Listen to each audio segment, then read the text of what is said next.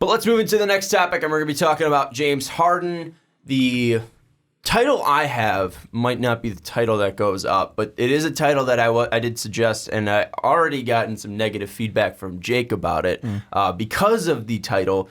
But let's do it anyways, or let me at least say it, and we'll at least talk about it, because that's what I want all of our topics to be, is a conversation. Let's talk it out, because this is something that I think someone could say. They could be wrong by saying it. And if anything, it's clickbait. Without I don't the want to be bait part. clickbaity, though. Well, I mean, it'll get people to click on it, but hey, then we'll actually talk about it, and people will be like, whoa, that's a change. But we're talking about Whoa, that's James. Is James Harden the most dominant player in the NBA? And Jake immediately responded with a confused LeBron gif. And I want to frame it this way because I don't think he's the best player in the NBA. I do still think it's LeBron James. LeBron James is the best player in the NBA. He's the most talented. He's the most skilled. But LeBron coasts, and we know he coasts, and we know that when LeBron wants to turn it on, I don't think there is stopping LeBron. But James Harden hasn't been stopped, and I don't know if he can be stopped. And I think he is very similar, and this is also going to get shit from Jake, so maybe the person that's going to hate this segment the most is Jake, but I think he is very similar to what Drew Brees is in New Orleans. I don't think he was necessarily loved in OKC, and that was clearly shown by them not giving him the max extension, and he needed to go some other place for him to fully get the love he needed, like Drew needed to go from San Diego to New Orleans to get the love that he needed. It was a perfect pairing with Sean Payton. This is a perfect pairing with Mike D'Antoni. And now we are seeing, a great player really get utilized to the best of their abilities. And Drew Brees is the all-time leading passer in yards in NFL history. And James Harden, obviously he's not at that point yet because he hasn't had a long enough career like Drew Brees has, but there have been times where Drew Brees is putting up numbers at a season that haven't been seen before. And right now, James Harden is pretty much doing that over the past 3 years. This is going to be his third straight year of averaging 30 points. He is going to somehow go from 36 points this year, probably up more per game. He is going to, I wouldn't be shocked if he averaged 38 points. He's averaging 38 points right now. I wouldn't be shocked if he did that. He has been able to dominate each and every game he has been playing in for the past 2 years. And I'm using the word dominate because he is just doing James Harden things night in and night out. And the only way he doesn't is if he has a bad shooting night. And I want to frame it this way because you look at what he's done this year and then last year as well. I'm not going to bring in 2017, 2018 because I want to focus on the years that he's put up, league leading, crazy numbers like 36 points last year per game and right now 38 points per game. So the last 2 years. Yeah. He did lead the league, the year before prior as well. But James Harden last night went off for 44 points, 13 and 26 from the field, 12 of 14 from the field. And I just wanted to find when was the last time he didn't have a game that was a James Harden game where he was, putting up 20 points and didn't go to the free throw line a ton. Because there was the first game of the year against Milwaukee that he had 19 points. And you're like, oh, that's not a James Harden game. But he went to the line 14 times and hit 14 of those shots. He was just 1 of 8 from 3 and 2 of 13 from the field. Yeah. He still had a James Harden game where he wanted to get to the bucket, he got fouled, and made his free throws. And he was making more of those shots, we would have seen like a 25-point game from James Harden. He still did have 14 assists and 7 boards in that game. Yeah. That's the crazy thing. I mean, James Harden still had his game. He still got to the bucket, and he still forced the defense to put him in a situation that was sending him to the line. Yeah. That is what James Harden did. He has done that for 12 games this year. You look at last year in the playoffs, he did that as well. His lowest scoring output was 22 points, but he went to the line 16 times in that game. James Harden was dominant in that game. And then you look at all the 82 games last year, and he didn't play in 4 of them. So out of those 78 games last year and the 11 that he played in the playoffs, so I'm doing live math at a podcast, so it's 89, and then the 12 this year as well. So that is 11, carry the 1, 89, 8, 101, 101 games. After past 101 games for James Harden, there's been 5 times that he has not had a James Harden game. And in those games, he was 7 of 25 from the field, was 3 of 3 from the line, and put up 20 points against Dallas on March 10th, 2019. Then against the Timberwolves back in March of 2019 as well, he was 8 of 24 from the field and did not go to the free throw line once and put up 20 points. Then with a Houston game, a Utah game, December 6th, 2018, he went to 5 of 16 from the field, 3 of 3 from the line, 15 points. Then November 8th, 2018, against the Thunder, he was 7 of 19 from the field, 1 of 3 from the line, and 19 points. And then finally, October 17th, 2018, he was 6 of 15 from the field and 3 of 4 from the line, and only put up 18 points. Those are the 5 games out of 101 games that he has not had a James Harden game. He has been able to do what James Harden wants to do each and every night for the past 2 years. That is absolutely dominant. No one's been able to slow him down outside of 5 games. 95% of his games, 95% of his games, he has been able to dominate. He has been able to do what he wants each and every night. I don't think I've seen an offensive output like this because Steph Curry can go off for 8 threes in a game whenever he wants. Absolutely. But he's not doing that every night. And he wasn't able to do that every night because of Kevin Durant and because of Klay Thompson. And yes, he is playing in a perfect system.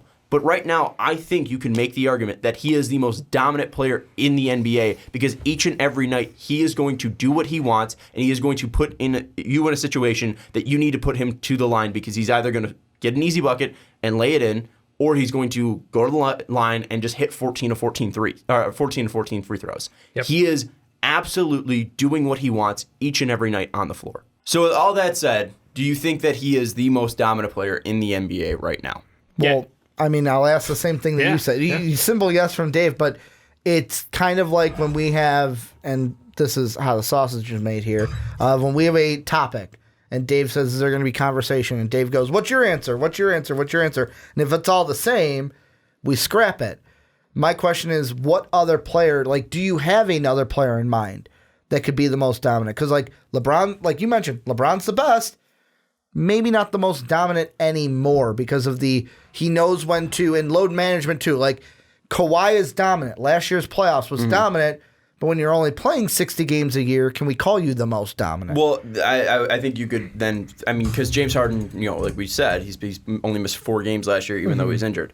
LeBron, I think, would be an argument because when he wants to be, I don't think there is a stopping. You can stop LeBron. Yeah. Kawhi Leonard is dominant on both sides of the floor. You have Paul George, who last year was dominant offensively and defensively. I don't know if anyone's going to argue that he's the most dominant though, because Kawhi Leonard's just a better version of him. I'm probably missing somebody. Giannis, maybe. Oh, that's right. Yeah, Giannis, the reigning MVP. Yeah. Giannis is probably the guy that I think most people would probably say because he is so great offensively and defensively. So I think Kawhi, LeBron, and Giannis can be in situations.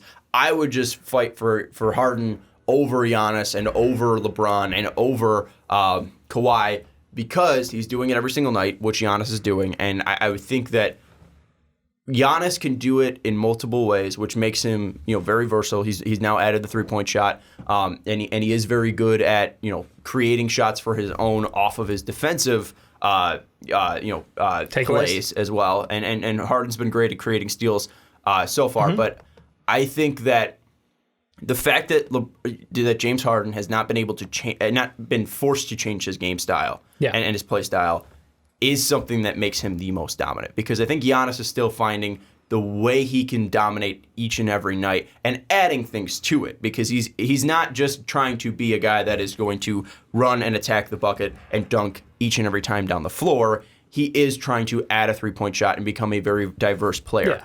I think that Giannis has the ability to become the most dominant player in the NBA. I just think right now Harden is in such a state that it's like fine wine. He's fermented. He's finally ready. He's at the peak age of his ripening, or whatever the fuck wine is. He's at the peak fermentation for his wine, and right now is peak James Harden 2018 to 2020 James Harden, where I think Giannis is still finding his, even though he just won the MVP. I absolutely didn't vote agree. for him, but the whole reason Giannis won was because he had the better regular season team, and that's heavily weighs into MVP voting. And that's one of the things we've seen. Plus, MVP, the media doesn't like James Harden and his way of basketball. Also true. They share my standpoint in that. Yeah, but I mean, like MVP voting versus who wins a ring that year usually doesn't line up. There's a couple of cases. Steph Curry and LeBron James are the two recent ones. I think the last 20 years. Maybe Tim Duncan had one in there at the start of the 2000s, I should say. The GOAT. He's not the GOAT. No, the GOAT also, but that was years ago. Yeah, that's 30 years ago now. Yeah. Point being that, like, when I look at James Harden's ability on the court and how he carries a team night in, night out.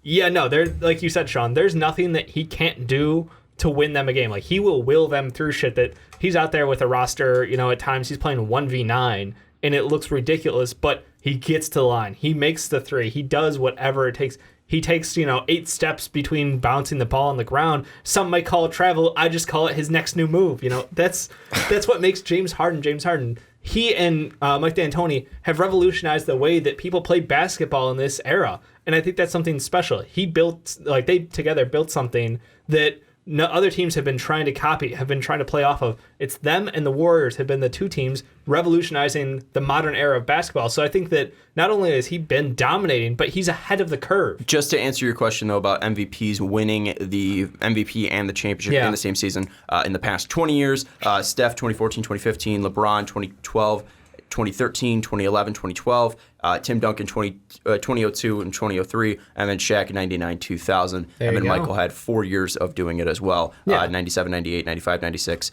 91, 92, and 90, 91. Shocked that Michael Jordan was dominating the NBA. Hakeem as well, 93, 94. Yeah. But yeah, it's been something that's happened before, but it has been less frequent in the past 20 years. I think that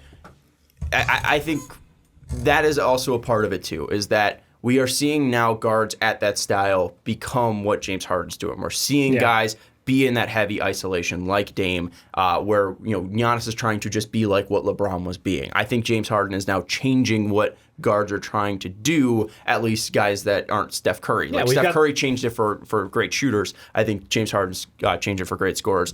Ricky, has your answer been changed by this? No, Do you have I would a guy say that you throw with out there? me, I would say the closest that we could get is Giannis Antetokounmpo, and I would almost say Giannis because the thing that I look at is when I think of James Harden, I think of everything that he can do offensively, and all the numbers are there for it. But to me, it's a little different. It's watching James Harden makes me want to blow my brains out. Looking at James Harden's numbers makes me go, "Wow, that's very impressive." But when I watch, when I look at Giannis's numbers, they're not the same as James Harden, but when I watch Giannis out there, I go, holy shit, look at what he's doing. And he's doing it on both ends of the floor. That's the thing that I like with Giannis, where he'll come down, oppose you on the offensive side, and then he'll completely demolish you on the defensive side as well. Now he's not the absolute best, but he's close to the best defensively. One of the only ones he almost was MVP and Defensive Player of the Year last year. I was with you in not liking James Harden's style, just because it was slower and it's just ISO ball and there's not a lot of passing. But I am surprised that you don't like it because you are such an advocate for free throws. It's how he gets to the line that pisses me off. Like the flopping and the he plays within the rules of the game. I get the rules of the game. That's being a master of your craft, though. Let me kick out my leg so that I get some contact. And it's not even like a slight kick. I don't know, maybe Reggie Miller. It's not even a slight kick. It's like a huge wow, I'm doing the splits in midair half the time. It's just James Harden's game. He'll do watching everything it. he can to get his team the points, to get his team the win. You know what James Harden is for me? He's the perfect radio basketball player for me because I don't have to watch his game. I can just listen to it. I believe James Harden's been fined twice in his career for flopping, and the last time was 2013. Speaking of flopping, flopping, but also the one where he was draped over the guy's back. And Michael Carter-Williams. Yeah. Or no, it was Michael Carter-Williams. Yeah. And Michael Carter-Williams in the Bulls. Okay, I thought he was on the Bulls at that time. Yeah, that was and hilarious. It's Michael Carter-Williams gets called for the foul. It's the double step back that's really a travel. I don't know. I can't stand it. How do you win games? You impose your will on the other team, and he absolutely does that every time he's on the court. That's what I love about him. It's his offensive craftiness. He's not the best athlete in the league. He's not the best shooter in the league. But you know what he is? He's one of the smartest players in the league. He knows how to get his points. He knows how to play it to the refs. He knows how to get the wins for his team. And that's why they're on a 6-game win streak right now this season. Sean said, it's been over a year of him doing this night in, night out, and he's been doing it. And I think to his credit, you look at the supporting cast, you're like, okay, so he's got a center who's consistent. Outside of that, any one of those pieces, you put him in a box, you shake him up, you're like, I don't know who's going to show up. You got guys from the G League, you got guys who are picked up off their couch. Like, it doesn't matter the talent around him. He's just able to get this team to perform and get them to win games. Like, it's just been incredible. Where also last year, Giannis is fantastic, but Giannis had the Coach of the Year last year. Giannis had Chris Middleton, who was an All-Star. He had Eric Bledsoe. He had Brook Lopez, who was a revelation with his 3-point shooting. 90, the president. I mean, he had Malcolm Brogdon, the president, as well. He had a very deep team. And with that, Giannis, over the past 2 years, his team's won 68 games, and Harden's won 62. And Giannis is doing it, Ricky, where? In the weak East. In the weak East. So, I mean, really, if we take in the coefficient for the weak East, it's pretty much just like 60 wins. So James Harden's doing it in a different conference. I'm kidding, 100%. I think that Giannis is probably the most impressive. I mean, like there's so many different things. Player, like technically, like 3 times in a row. Yeah, there's right? so many good players in the league. I think that Giannis is probably the most impressive player just because he's 6'11". He's so fast. He's got this great wingspan. He's so physical as well. He could do it on both ends of the floor, but I don't think Giannis can impose his will like James Harden can. And maybe that's the finesse part of Harden's game that makes me think that, where Giannis is more, at least, it's just strength, it's speed, it's you can't stop me because I'm just LeBron, that big. Yeah.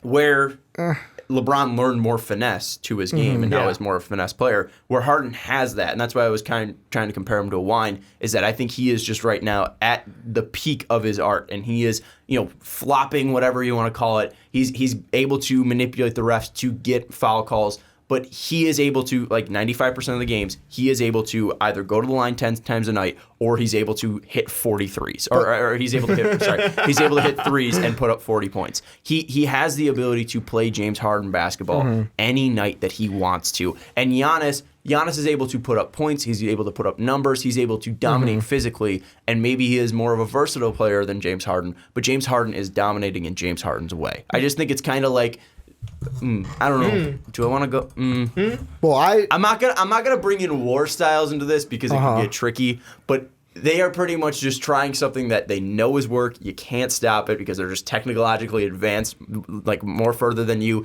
That is what they're doing. See, but are they though? And this is the thing where I'm glad you brought up the young LeBron thing, because if you looked at my reaction, I went, nah. And when I just thought about it a little bit, was it's almost in like what reverse LeBron, because LeBron always talked about where it's like, yeah, it was more dominant back then, but it's like, I feel like as LeBron's career has gone on, he's been more of a teammate, more of a like a, hey, I'm really good, but I need this team to win, to where I feel like, and I know that this leads into something else, but it's with James Harden, a very important thing is his style of being this kind of dominant player going to be the most advantageous for him in his career, because we look at it, the guy, like, there hasn't been, every time there's a free agent, it's like, ooh, could LeBron join the Rockets? Could this guy join the Rockets? They never do. They have to trade for Chris Paul. Doesn't end up working. Have to trade for Russell Westbrook. Sean in the hot take saying that those two are not going to work out. So that's not proof at all. Is this going to be, no, but like, I'm saying that is like, he's not the only one. There's a lot of people out there that are like, this is not going to work. Yeah, to where it's clearly not working. I feel like James Harden is going to be like most dominant. You could make an argument for it, but like, is this going to be the most beneficial to his overall image, his overall legacy? To where I feel like it's almost the reverse of LeBron, where it's like, had a team in OKC. Yes, it was them that didn't give him the money, so of course he walked. But now making it all about himself, it's like, do you just want to go out? He got traded. Okay, got traded because they didn't want to give him the contract that he wanted, so they shipped him. Yeah, they gave him, here's your option. You can take this short contract for less money than you're worth, or you can get the fuck out of town and get a max. And yeah. But my point is, basically, without saying, does he have a ring? Because I know that sets people off that are James Harden stans. You're welcome. I feel like Yes, is he really good at playing basketball? Yes, but this style is never going to win James Harden a ring. It's never going to. I disagree with that. And we got to wait and see. I feel like nobody wants to come play with James Harden. Finesse and playing and being able to score at will. How is that not going to get him a ring? Like his game will age because it's about that's the team. Best thing. He needs a team around him if no one wants so to does come everyone. play. Name the last player who won as a single man. I'm not saying that as a. I'm just saying like if no one wants to come play with him, if he's playing with this, no one wants to play with if him. he wants to play with this team box, is in contract hell. Well, and is that's part of not that his fault. How is he the GM? Is he signing people to these contracts? Then you can't blame him.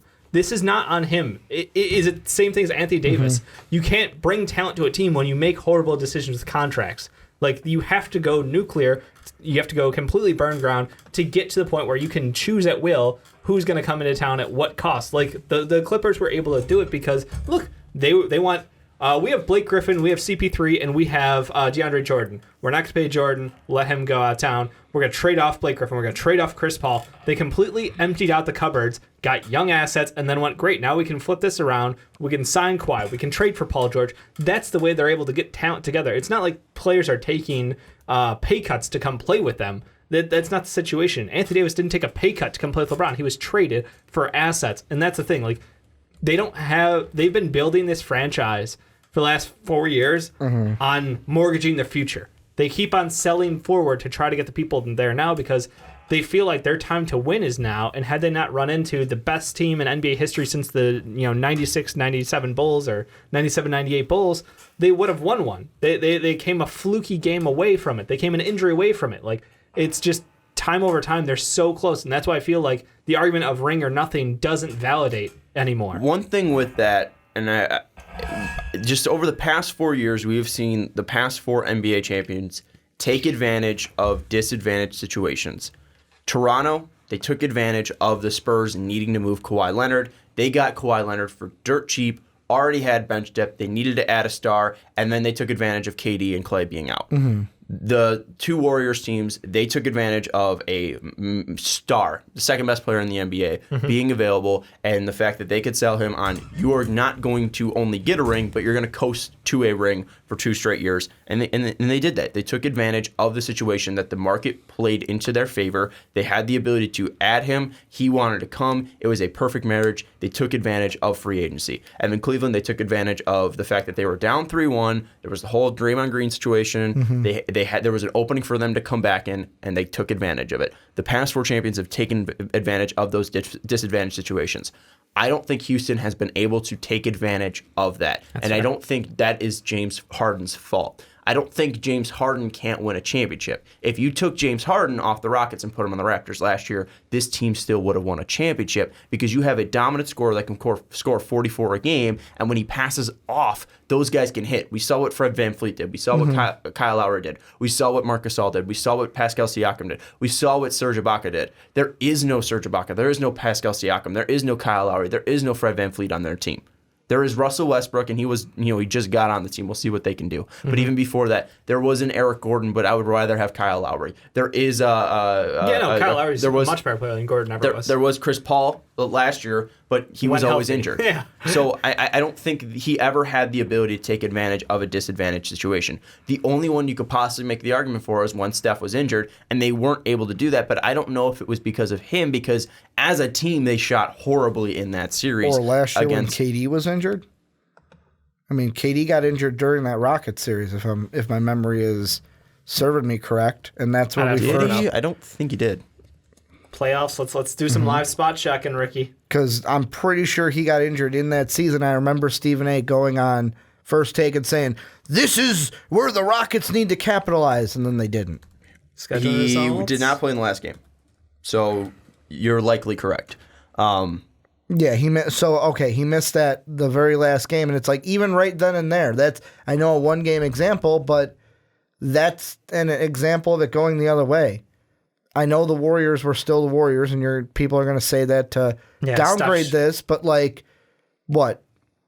You still lose that game. Yes, the Warriors only won by 5. It wasn't like a 15-point, 19-point victory, but it's like It was still a James Harden game, though. He still took advantage of it. He still put up 35 points. He still went to the line 12 times. He still went 6 of 15 from the field. Like James Harden, that was from still 3, 6 of 15 from 3. 11 of 25 from the field. Like James Harden still played his ass off. Like it wasn't because of James Harden. They just lost to a better team. I mean, that was still a better team for Golden State. And look, I mean, you still had Steph, Draymond, and Clay. Clay went nuclear. And even Andre Iguodala, where it was James Harden and then Eric Gordon and Clint Capella and Chris Paul. Like they lost to a better team there. I don't know if there was a disadvantaged situation. They had help. Kevin Durant going out, but I think Golden State and that still a better leads me team. back to something I said earlier why I would pick Giannis over James Harden is James Harden to me is the guy where it's all about the offense.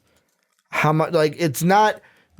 I don't want to say terrible defense, but he's not. He's obviously an above-average defender in the league. But he takes off to me where it's like I can, not go balls to the wall on defense because I'm going to go so hard on offense.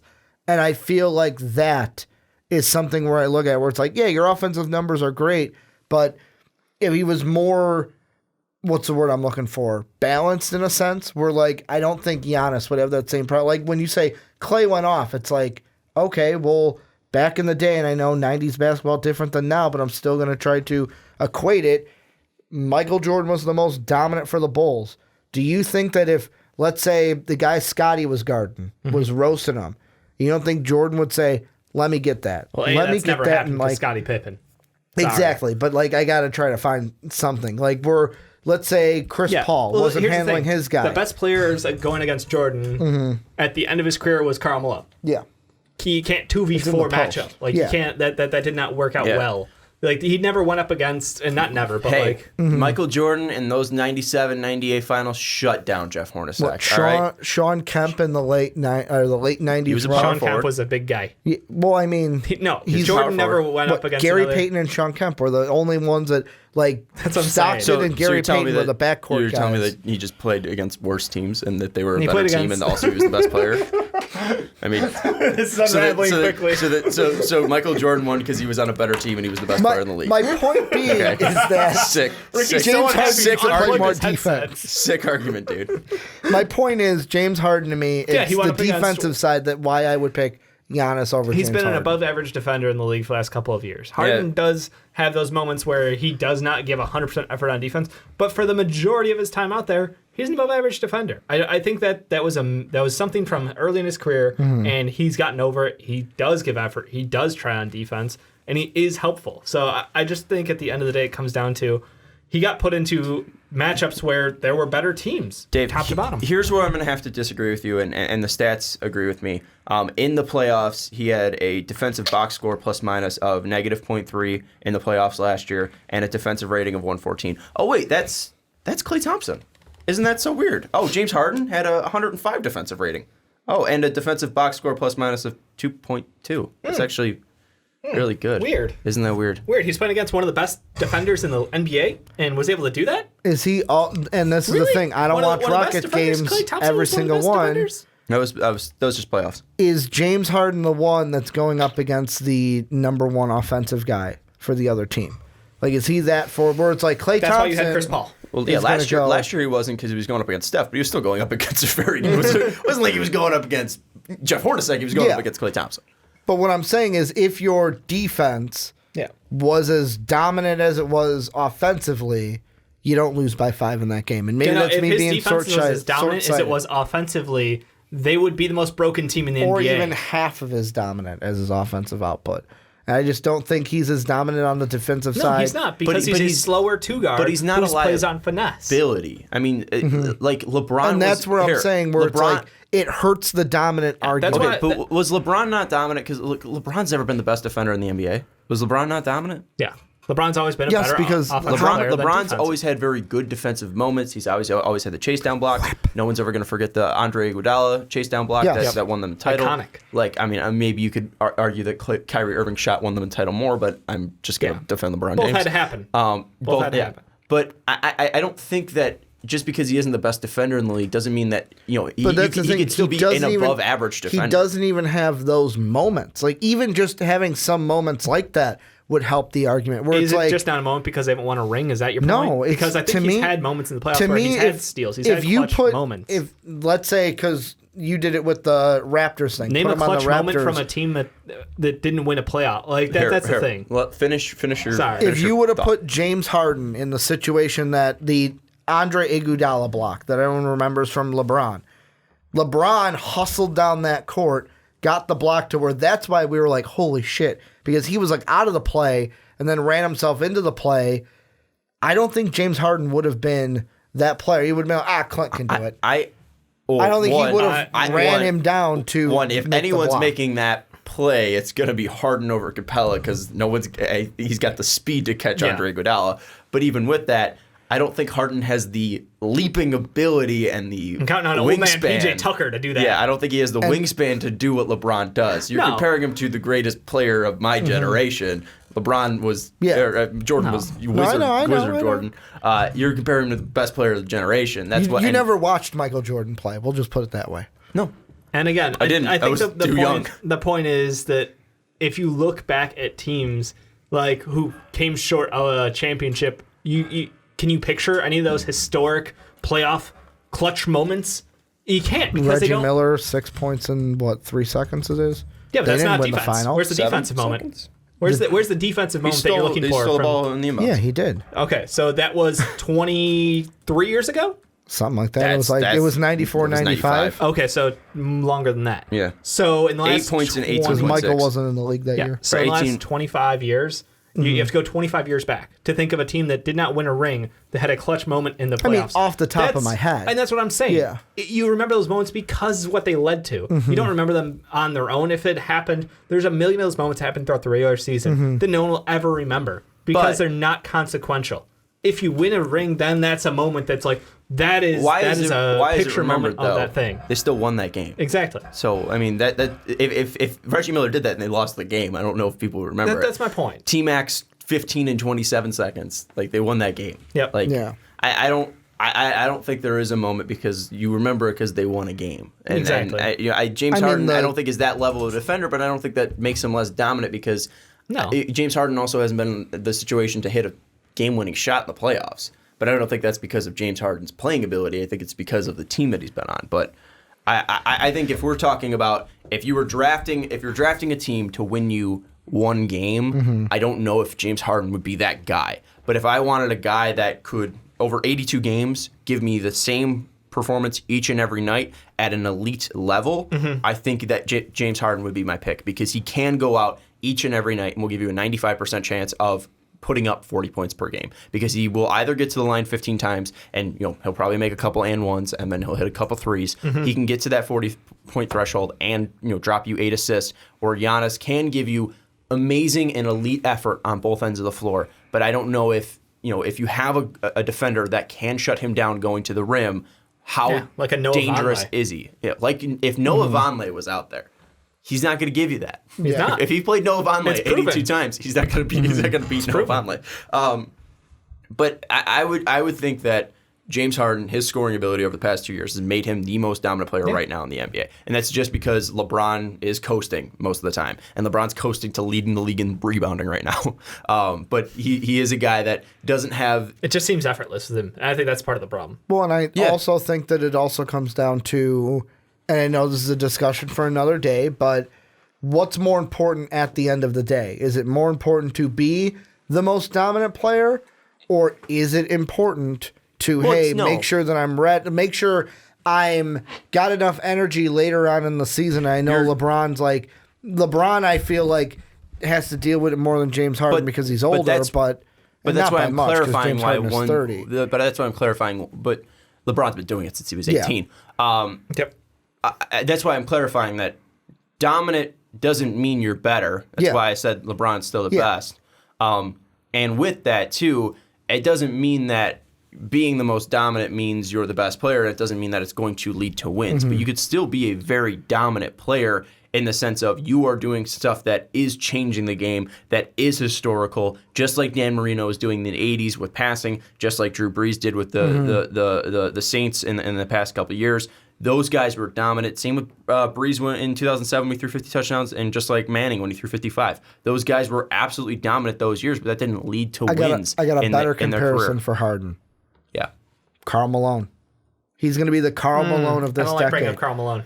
No, like the reason why is I don't think- I get why you say that, but like you look at Karl Malone and how dominant he was, but when you ask him the one question of would you trade all the accolades, would you trade all the great seasons Did Malone for one change ring? the game though? Because I don't think he did. No, like He him, was the him- man. Like he was No, for the he big had man. a- like, just because he had a nickname doesn't mean change He the had game. a great point guard I feel like he did, and a that's the defense great- and But an how- entire system built around feeding the low post. How did? yeah, by having like But that Dave did not just said. sustain. Like that's the thing is feeding the low post didn't sustain. And that's the thing is like He just was Was consistent. he just changing- Steve Nash? Because like, is that the D'Antoni connection? is changing the game the same as most dominant. No, he went out there and he dominated. Like that's why he was one of the best low post basketball players in the 90s.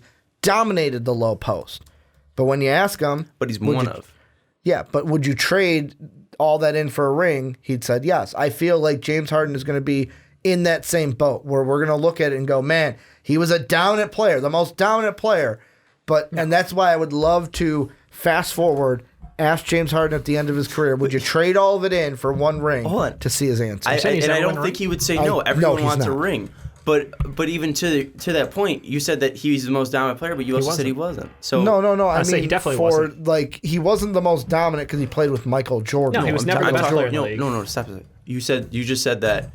You said for Harden, like right now he's the most dominant player, but it was just that you just No, the I'm whole second using saying it he's as not. like you guys say is Yeah. like 2v1 Yeah. voting, he'd be most dominant. Although I'm I already know picking Jake's Giannis. vote. It's LeBron, so But it's like 2-2. I look at, but like on the podcast, Yeah, I here, know, Jake's I know, not I here. know. Jake didn't Yeah. call in. But I just with me, it's like even if we look back at him as the most dominant, I feel like the Karl Malone comparison is going to be what the closest that we get to when it comes Big to James yikes. Harden. Big yikes. Karl Malone was never the best player in the NBA. Ever. He's not. Karl Malone but was never a neither top is James 5 player Harden. in the NBA. Neither is James Harden. LeBron James is the best basketball player in the NBA right now. You don't think that? Wait, how many MVPs did Karl Malone win? One. And Harden's been top 5 in voting for 4 years How many now. did he win? One right now. I'm just I'm just saying.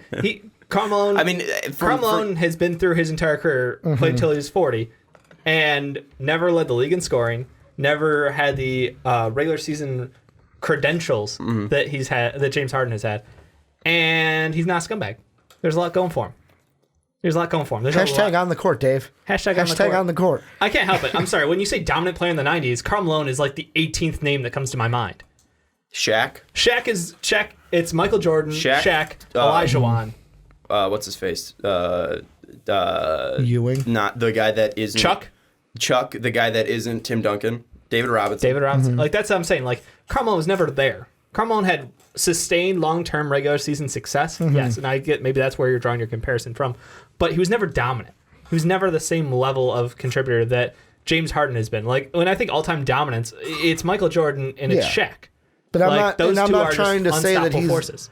I'm not saying in the comparison that Malone was the most dominant. I'm saying when people look at Malone, he did he was a dominant force down low, and people revere him for what he did on the court. And I feel like at the end of the career, we're going to be looking at the same thing as Harden of yes, on a grander scale. Did other teams Of he start was playing? most dominant, and you're trying and you're That's what I'm saying, comparing his era impact- to era. Yeah, Like- James Harden impacted his era is what I'm saying. Karl Malone Does never did that. impacting an era mean dominance? I think that means you're doing something that changes the way people play the game. I would say yes. The reason why I'm throwing that out the window Yeah. is I can change the game. Yep.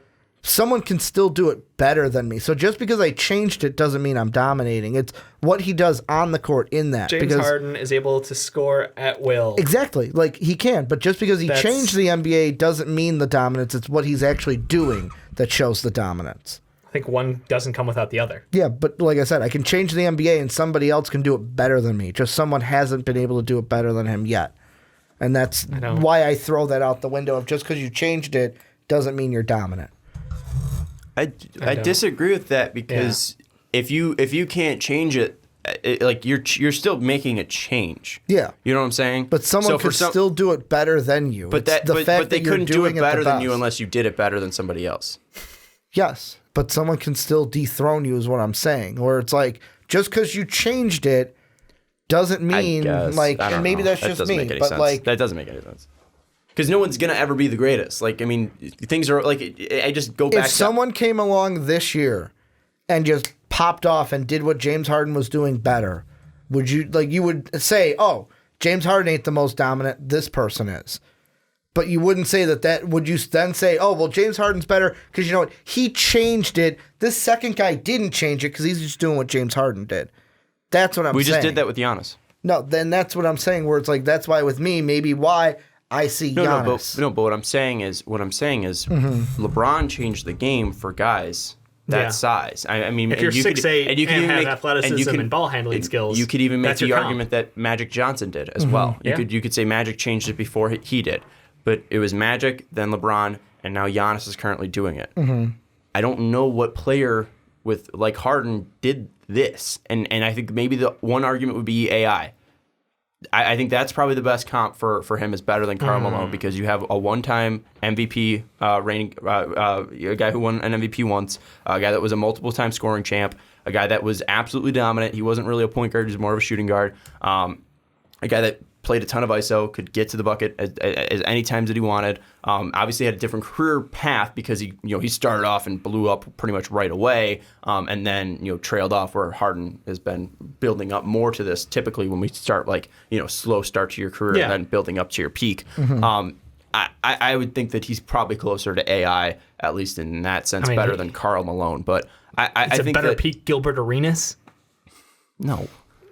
Gilbert Arenas didn't win an MVP. No, I'm just saying, like, if we're just drawing, like, these, conclusions, I'm just saying. I guess. I think that you could still change the game, though, because for you to change the game, someone else then has to follow it you. as well. The whole point is someone's going to follow you because you've changed the way the game's played.